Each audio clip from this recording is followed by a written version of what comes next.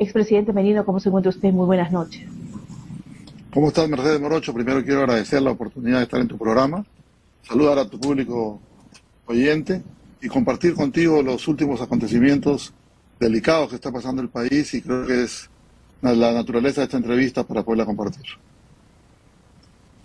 Expresidente, queremos preguntarle acerca de estas declaraciones de Vladimir Cerrón, acerca de que se debería dar un bloqueo a los canales de comunicación contrarios a los intereses de gobierno. Por supuesto, eso se refiere. ¿Qué es lo que podría entrever? ¿Qué es lo que pasa? O sea, ¿se está cumpliendo realmente el ideario de Perú Libre?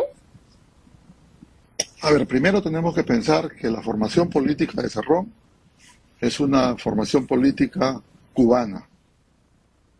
Naturalmente él se ha formado políticamente en Cuba y todos sabemos perfectamente la manera como Cuba ha hecho un manejo con la prensa, de qué manera ha copado los espacios para poder evitar cualquier situación, digamos, democrática, de una manera, digamos, de la cual Perú Libre quiere implementar en el Perú. Y en eso tenemos que tener bastante cuidado los que somos demócratas fundamentalmente. Porque si vemos la conformación de Perú Libre, donde vemos a un Pedro Castillo que no tiene las cualidades y que gran parte de la responsabilidad de los hechos que han acontecido es porque él ha querido, de una u otra manera, a través de la conformación de sus gabinetes, hacer una repartija, que es lo que ha venido haciendo hasta el momento, entre la gente de Cerrón, entre la gente de Verónica Mendoza, entre la gente de Mirta Vázquez, la gente del Partido Morado de los Caviares y la gente de Perú Libre. Entonces, en esa circunstancia, hay un resquebrajamiento interno en Perú Libre, que es lo que el día de hoy empezamos a notar. Y en esas circunstancias, ellos, conjuntamente con su último presidente del Consejo de Ministros, lo que tratan es de callar a la prensa. Y los que hemos mirado esta última movilización que ha sido autoconvocada por la sociedad civil, porque se quería nuevamente confinar a la población, en un momento donde la población está recuperando su economía, ellos dan una medida extrema, y en esas circunstancias, esta medida extrema, se autoconvoca a la población, y lo que ha hecho Perú Libre, conjuntamente con sus aliados, es tratar de desprestigiar esa marcha que se ha realizado. ¿Dónde podemos palpar los que somos políticos el desprestigio que se ha pretendido hacer a la marcha? Cuando hemos visto canales de televisión, aliados del gobierno, que han empezado a pasar justamente lo peor de la marcha, que han sido esas situaciones desbordadas, donde ha habido gente, digamos, infiltrada en la marcha, que ha tratado de una u otra manera, desprestigiar la marcha. Pero yo creo que más bien nosotros lo que tenemos que exigirle al gobierno del señor Pedro Castillo, que habiendo habido, digamos, filmaciones que claramente identifican los rostros de estas personas que han atacado al Poder Judicial, que han atacado al Ministerio Público, que han atacado al Jurado Nacional de Elecciones y a la propiedad civil, la propiedad privada, que inmediatamente se tiene que haber salido a hacer un operativo, no solamente para hacer la identificación de las personas, sino para capturar a esas personas y saber exactamente a qué interés obedecen.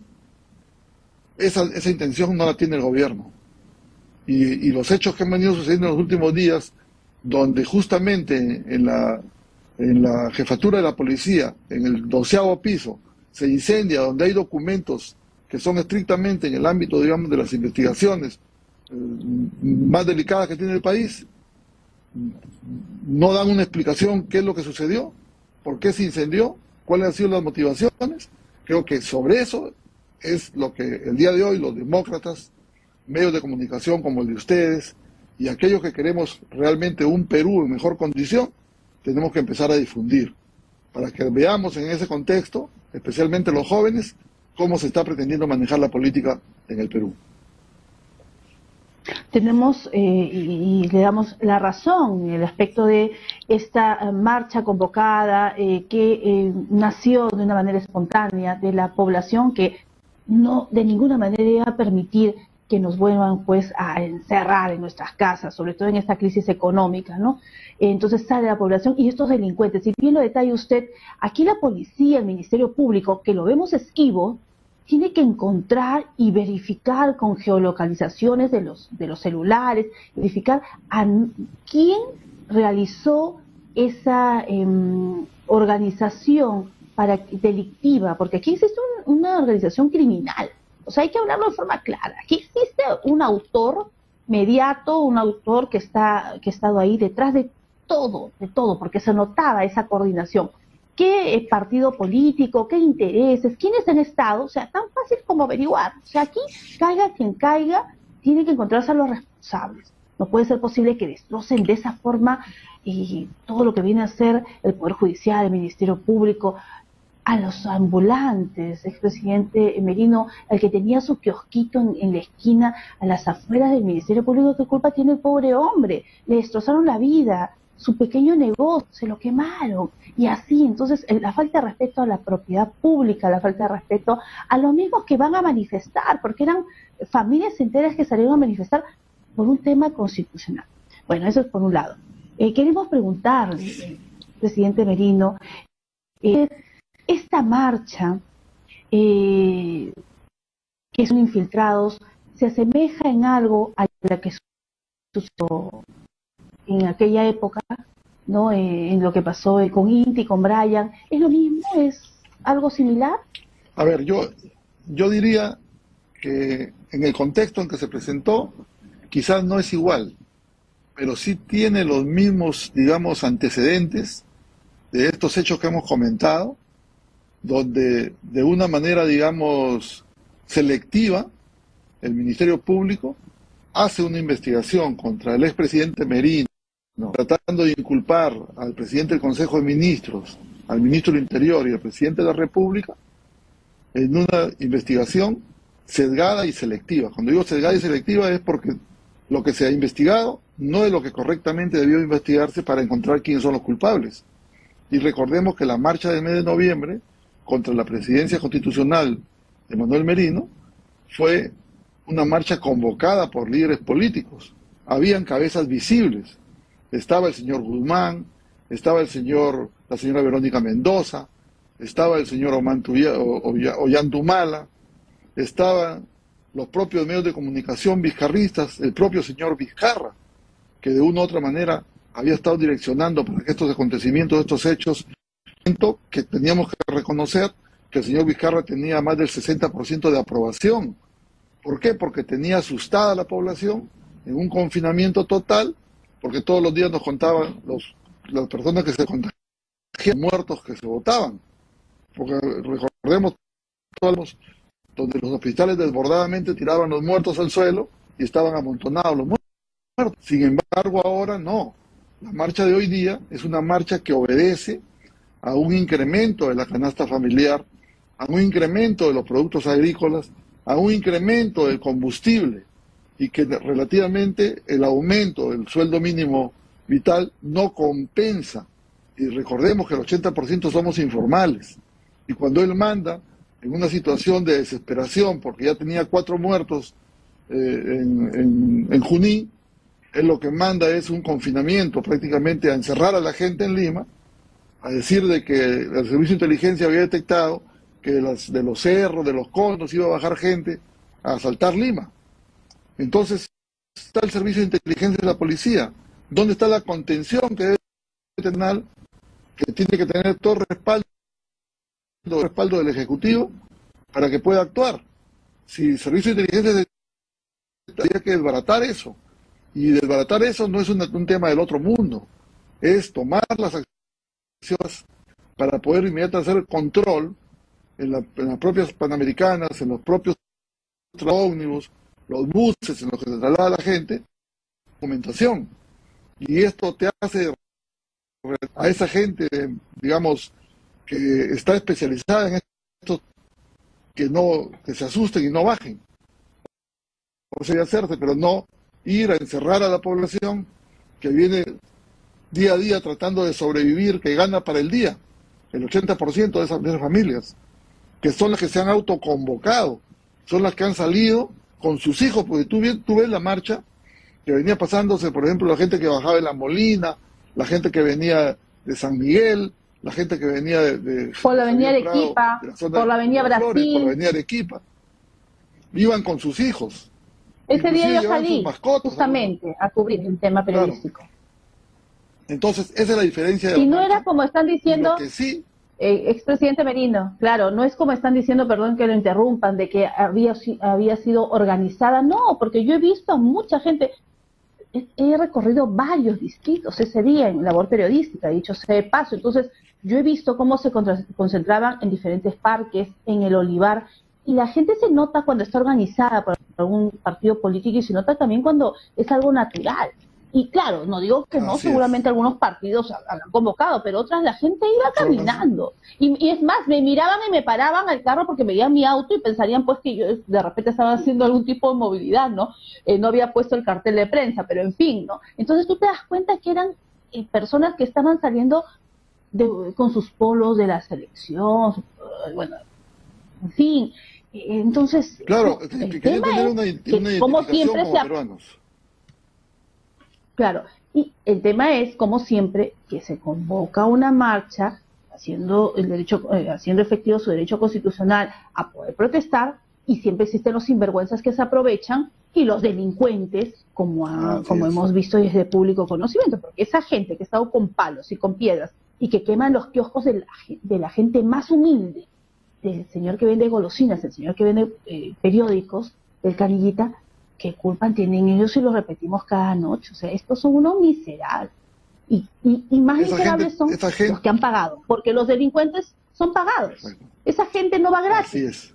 O sea, esta gente que los contratas son sicarios, que prácticamente son sicarios y delincuentes, porque no hay otra, porque ellos van a matar. O sea, ellos van a tirar un palo, piedra, y también la policía, bueno, ni modo, pues porque si la policía hace algo, luego ocurren fallecidos y ya se sabe pues cómo termina el tema, ¿no?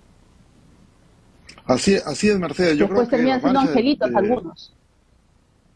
Así es, y esa autoconvocatoria creo que es una seria llamada de atención al presidente Castillo, donde creo yo que él debería poner un paso al costado. Debería poner un paso al costado porque si tú empiezas a mirar lo que desesperadamente está haciendo el señor Castillo, de salir a hacer consejos de ministros desesperados en varias jurisdicciones del país, en varias regiones del país, está ofreciendo el oro y el moro. Está ofreciendo lo que no va a poder cumplir. O sea, él está queriendo salir de su aprieto que está, yendo a engañar a la gente y sigue con populismo barato, con un presidente del Consejo de Ministros que está descalificado para que esté cumpliendo ese cargo. Porque este señor lo que ha venido haciendo a lo largo de estos tiempos es seguir dividiendo el país. El presidente de la República no ha entendido que él ha cogido un gobierno donde había una elección, indudablemente con dudas, de repente con fricciones, con desconocimientos, como se le puede llamar, pero él coge un país dividido. Y lo que mínimamente él debió lograr hacer es ponerse en el medio y unir a los peruanos, ir a un proceso de reconciliación, armar un gabinete que tenga decencia, que tenga ética, que tenga moral. Pero son 4 gabinetes. Y los problemas que se han originado, más allá de las críticas que le podamos hacer al Congreso, que podamos, digamos, decir que se vayan todos, yo creo que hay que analizar que el único responsable de todo esto es el señor Castillo. Y es hacia donde debería el Congreso, de manera responsable. Naturalmente, si no hay los votos, porque también tenemos que entender eso, yo creo que las movilizaciones, la insurgencia de la ciudadanía es la que está poniendo la agenda de lo que el señor Castillo tiene que evaluar.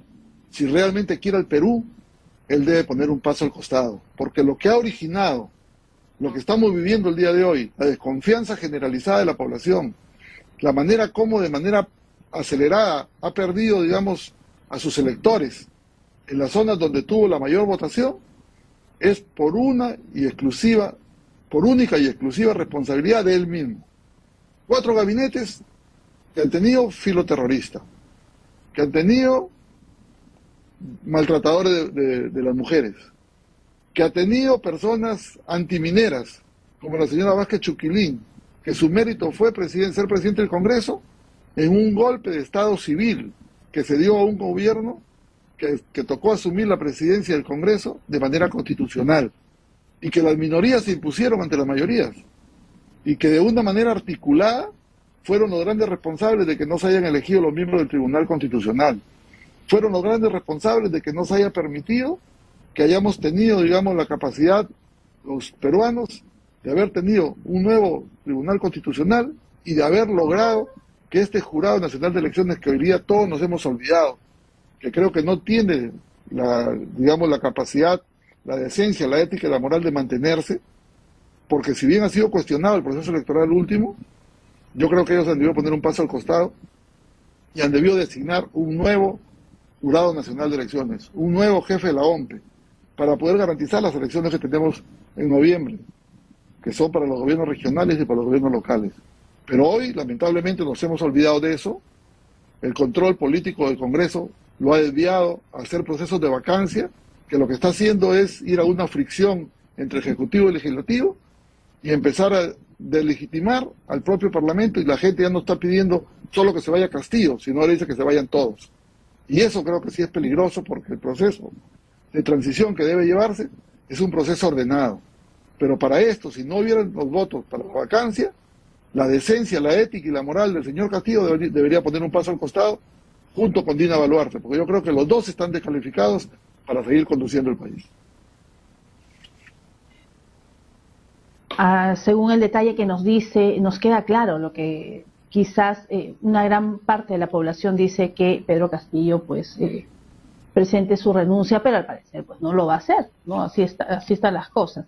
Y lo que sí tenemos, pasando a otro punto también importante, es que la Corte Interamericana el día de hoy ha ordenado al Perú no liberar a Alberto Fujimori. Por otro lado, Keiko, su hija, ha manifestado que siente que no es justicia, que no son derechos humanos. Usted, ¿cuál es su opinión acerca de ello? ¿Realmente debió terminar y respetarse en el ámbito, en el fuero nacional, este fallo del Tribunal Constitucional? ¿O es válida la intervención de la Corte Interamericana de Derechos Humanos?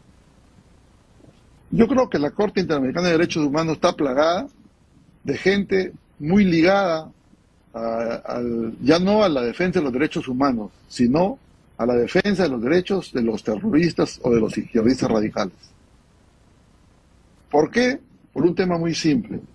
La observación que se pudo haber hecho del señor Fujimori en el periodo de Pedro Pablo Kuczynski era la evaluación médica si realmente el señor Fujimori, las condiciones de salud, eran mérito para que él pueda recibir digamos, esta gracia presidencial que le iba a permitir salir libre.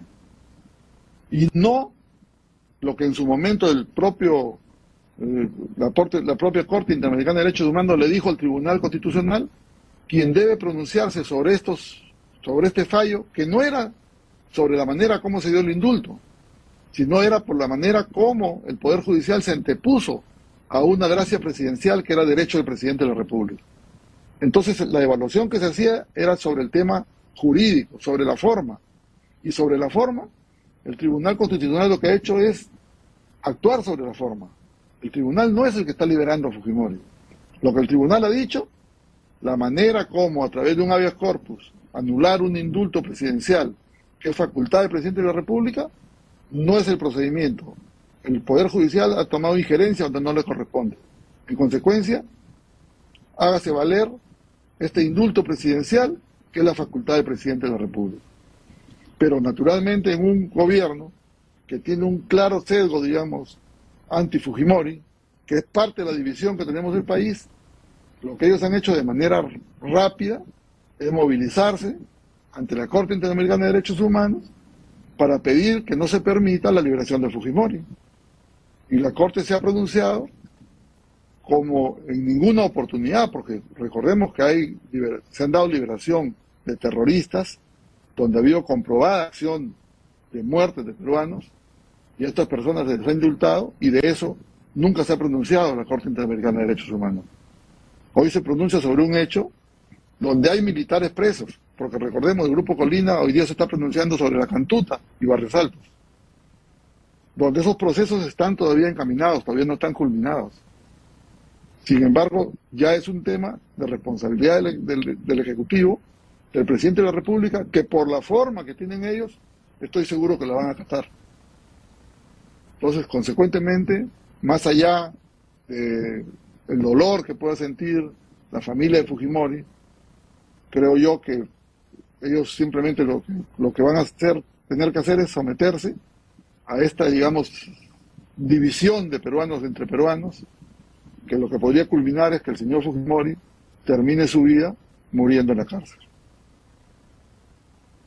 Expresidente Merino, usted, y esta ya es la pregunta, ¿usted cree que en algún momento va a existir realmente una concertación nacional entre los actores políticos? Estamos hablando del Poder Ejecutivo, del Congreso de la República, de los partidos políticos o de los líderes, pero dejando de lado todos esos apetitos personales, esas cuotas de poder. O sea, ¿realmente se podrá dar paso? Porque estamos en una situación, y bien lo ha detallado usted, con el expresidente bien vacado, en lo personal, en mi opinión, Vizcarra, que llevamos pues 2 años casi con una pandemia que nos dejó 200.000 fallecidos, 100.000 huérfanos, y estamos todavía en pandemia, y parece que estas clases políticas viven en un mundo paralelo.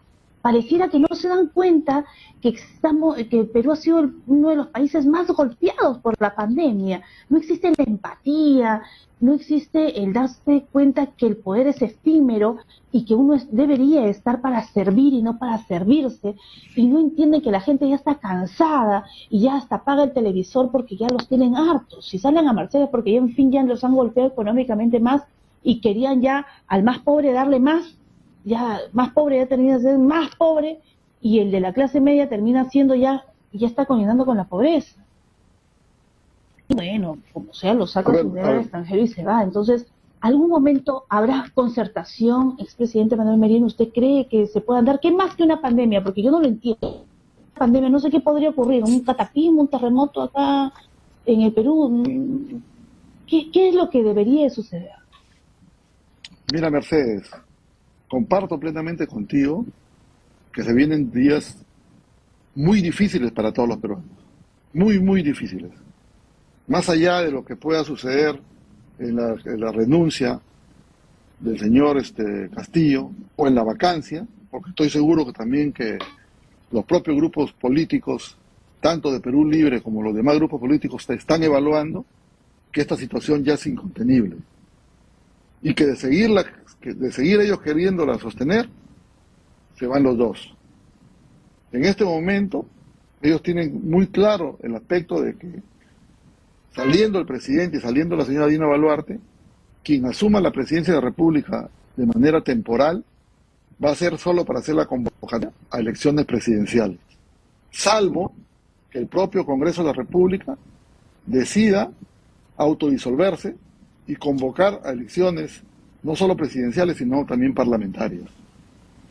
Pero vayamos en el hecho de que necesitamos elecciones presidenciales. Quien asuma la nueva presidencia del Perú tiene un reto que creo que es posible superarlo, y es ir a la verdadera reconciliación de todos los peruanos. No puede seguir el Perú dividido entre los fujimoristas y los izquierdistas radicales. Tenemos que actuar al medio, al centro. Tenemos que pensar que ya más allá de lo que sucedió en el pasado, porque si nosotros hacemos una evaluación de la manera como se convoca gente y jóvenes que muchas veces no conocen la realidad de lo que sucedió en el pasado, porque también Fujimori no todo lo que ha hecho ha sido malo. A Fujimori se le sanciona por el tema del Grupo Colina, en un tema que él como presidente de la República a lo mejor no tuvo conocimiento en ese momento.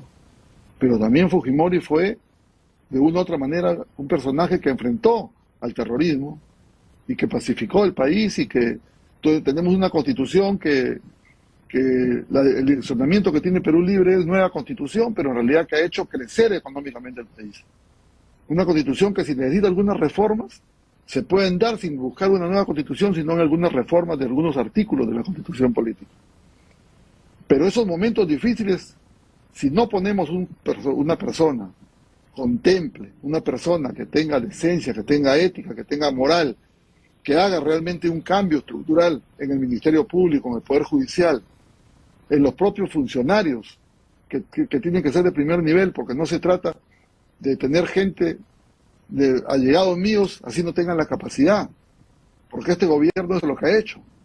Y lo que está dejando en tema de populismo barato, ofreciendo el oro y el moro, va a significar el problema para el próximo gobierno.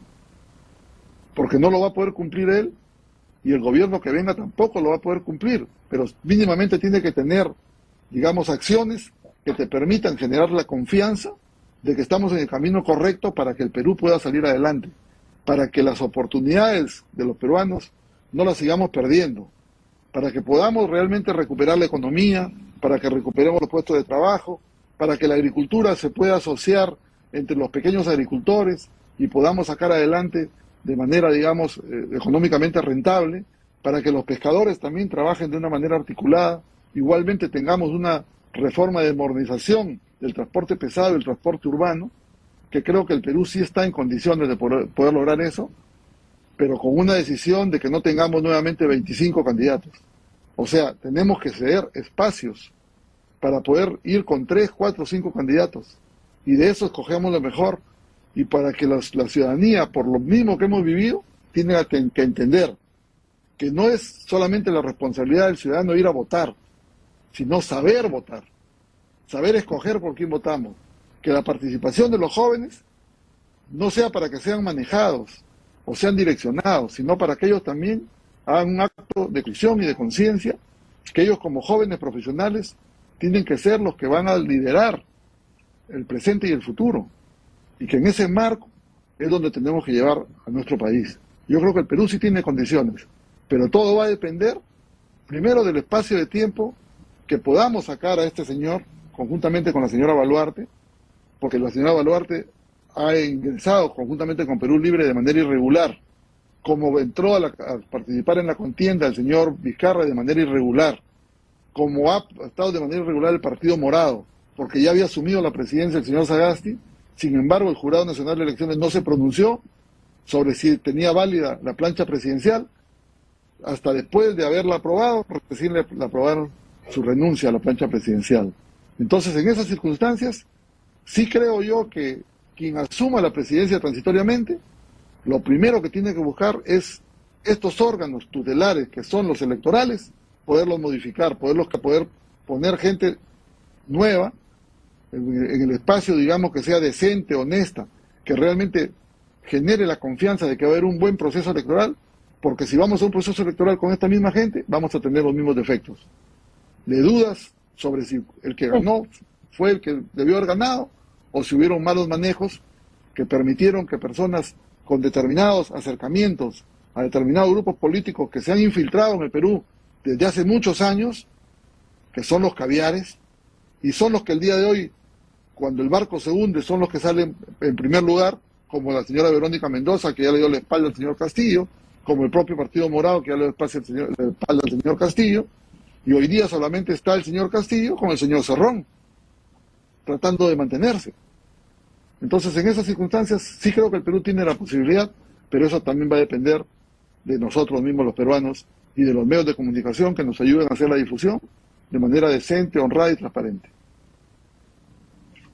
Expresidente Manuel Merino, le agradecemos la participación en el programa porque es importante los puntos de vista diversos para poder entender de que vivimos en una democracia y que todas las voces, sobre todo entendidas, como en su caso, porque usted ha ocupado pues un cargo tan importante en el Congreso de la República como también en la presidencia bajo las circunstancias que se dieron.